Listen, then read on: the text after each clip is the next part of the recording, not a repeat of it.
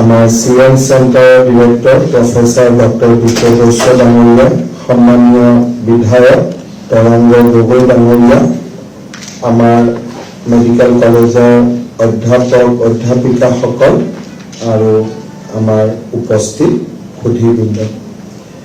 ইতিমধ্যে ডক্টৰ বসন্ত বৈশ্য ডাঙৰীয়াই উল্লেখ কৰিছে যে আজি আমাৰ গুৱাহাটী চিকিৎসা মহাবিদ্যালয়ৰ CN চেণ্টাৰত এটা অতি অত্যাধুনিক MRI আমি উদ্বোধন কৰিব পাৰিছোঁ আৰু এই MRI মেচিনটোৰ বাবে ৰাজ্য চৰকাৰে 30 কোটি টকা ব্যয় কৰিছে। আমাৰ অসমত বা আমাৰ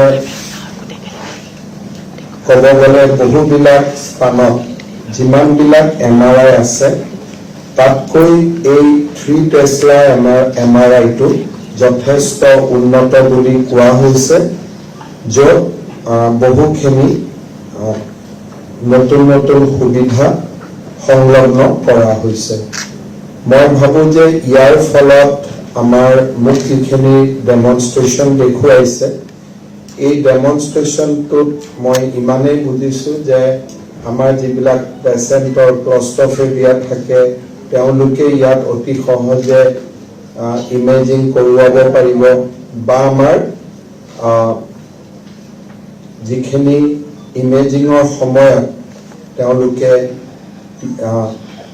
টিভিৰ শ্ব' আদি চাই থাকিব পাৰিব আৰু ইয়াতে যিবিলাক সুবিধা সন্নিৱিষ্ট কৰা হৈছে তাৰ ফলত বিশেষকৈ নিউৰলজিকেল যিবিলাক MRI কৰা হয় তাত আমি বহুত ভিতৰত গৈ ইয়াৰ ৰিজাল্ট আমি ল'ব পাৰিম, যিটো সাধাৰণ MRI আমি নাপাওঁগৈ।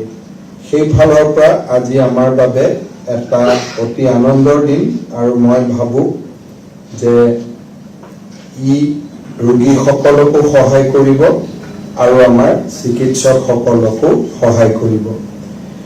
এই CN চেণ্টাৰটো 2022 চনৰ 9 মে তাৰিখে ইনগ্ৰেট কৰা হৈছিল আৰু লাহে লাহে ই যথেষ্টখিনি সুবিধা পেচেণ্টসকলক দিব পৰা হৈছে।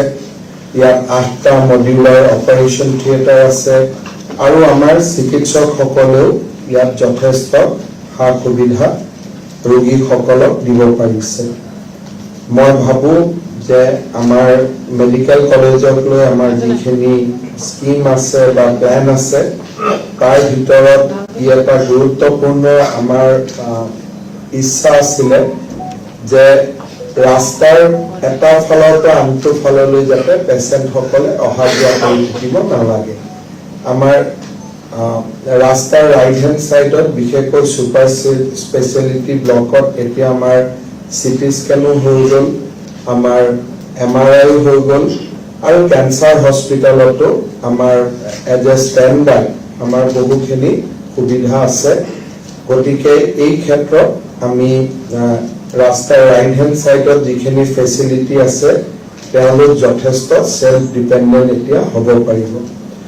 মই আশা কৰিছোঁ যে আমি বছৰটো 2025 চনৰ আৰম্ভণিতে আমাৰ যিখন মাদাৰ এণ্ড চাইল্ড হস্পিটেল আছে সেইখনো আমি ইনগ্ৰেট কৰিব পাৰিম আৰু তাৰ ঠিক পিছতে আমি গুৱাহাটী মেডিকেল কলেজৰ পুনৰ নিৰ্মাণৰ কামত আমি হাত দিব পাৰিম।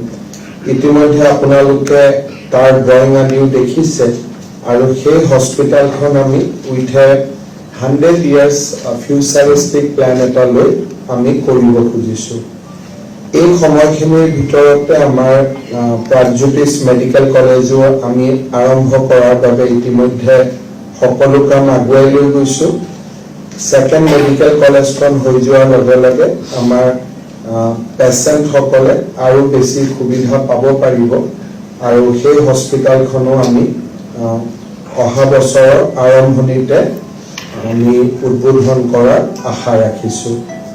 মোৰ এটাই ৰিকুৱেষ্ট হ'ব যে যিহেতু কাৰ্ডিঅ'লজি আৰু নিউৰলজি বা নিউৰ' চাৰ্জাৰীৰ কাৰণে আমি এই চেণ্টাৰটো কৰিছিলোঁ, গতিকে আমি ইয়াতে পেচেণ্টক কেনেকৈ 360 ডিগ্ৰী সকলো সুবিধা দিব পাৰোঁ টান নিউৰ' চাৰ্জাৰীও আমি কেনেকৈ ইয়াত কৰিব পাৰোঁ আৰু যিকোনো ধৰণৰ কাৰ্ডিঅ'লজি ৰিলেটেড প্ৰচিডিউৰ আমি কৰিব পাৰোঁ তাৰ কাৰণে আমি প্ৰচেষ্টা কৰিব লাগে ৰাতি গধূলি যাতে নাৰ্ছিং কেয়াৰটো আৰু ভাল হয় তাৰ কাৰণে আমি চেষ্টা কৰিব লাগে আৰু মই ভাবোঁ যে আমি এনেধৰণে কাম কৰি গৈ থাকিলে আমি পেচেণ্টসকলক যথেষ্ট সুবিধা দিব পাৰিম আজিৰ এই সুন্দৰ দিনটো পুনৰ এবাৰ মই গুৱাহাটী মেডিকেল কলেজৰ আটাইকে অভিনন্দন জনাই মই মোৰ বক্তব্য সামৰণি মাৰিছোঁ